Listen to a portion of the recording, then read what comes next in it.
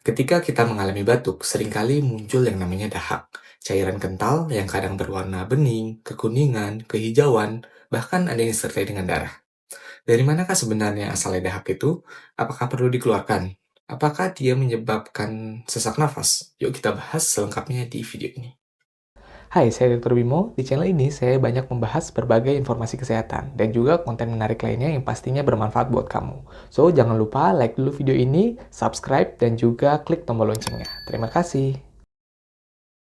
Kita akan buka video ini dengan pertanyaan, apakah dengan kita rajin mengeluarkan dahak, batuk akan cepat sembuh? Jawabannya enggak juga kok, karena kalau infeksi masih terjadi, dahak akan terus muncul dan diproduksi. Kenapa bisa begitu? Yuk kita bahas satu-satu. Ketika kita mengalami flu dan batuk, yang sebenarnya terjadi adalah kita mengalami infeksi pada saluran pernafasan kita. Infeksi ini bisa karena virus, bakteri, bahkan jamur. Nah, dahak ini terjadi sebagai mekanisme pertahanan tubuh kita agar infeksi bisa tertangani dan tidak menyebar lebih lanjut.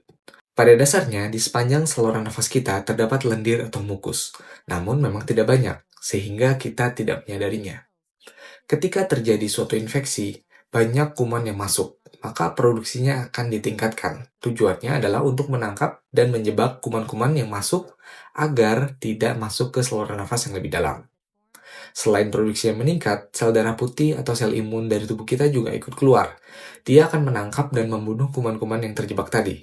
Sehingga kumpulan lendir yang diproduksi di saluran nafas, sel imun mati, dan juga sel kuman yang mati akan terakumulasi dan terbentuklah suatu dahak tadi.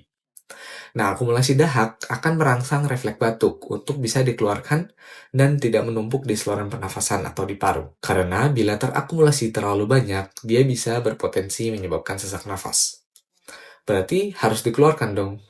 Pada dasarnya, apapun benda yang masuk ke dalam saluran nafas, bahkan air pun akan merangsang refleks batuk. Makanya kalau kita tersedak saat minum, akan ada refleks batuk karena ada tetesan-tetesan air yang masuk ke dalam saluran nafas.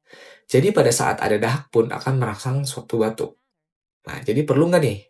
Kalau memang dahaknya dirasa banyak dan mengganggu saluran nafas, maka dibatukkan dan dikeluarkan boleh-boleh saja.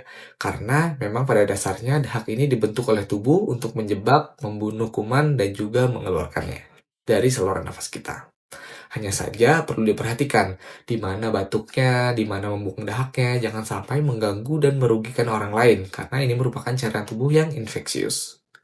Yang agak keliru adalah berharap dengan mengeluarkan dahak sebanyak-banyaknya, dahaknya akan habis dan juga sembuh. Dahak hanya akan berhenti dan sembuh bila infeksinya sudah tertangani. Kalau infeksinya masih ada, ya dahak akan terus diproduksi. Obat-obatan seperti mukolitik, ekspektoran merupakan obat-obatan yang tujuannya adalah mencairkan dan membantu mengeluarkan dahak. Terapi nebulisasi juga berguna, misalnya diuap atau dinebulisasi dengan cairan hipertonik seperti NaCl 3% yang akan mencairkan dahak sehingga lebih mudah keluar. Nah, jadi kesimpulannya, dahak memang kadang-kala perlu dikeluarkan, tapi mengeluarkannya saja tidak cukup untuk kesembuhan. Tapi diimbangi dengan pengobatan dari infeksinya, meningkatkan imunitas kita untuk melawan infeksi yang masuk. Nah, itulah tadi pembahasan kita seputar dahak. Semoga bisa dipahami dan bermanfaat. Saya Dr. Bimo, kita ketemu lagi di video berikutnya.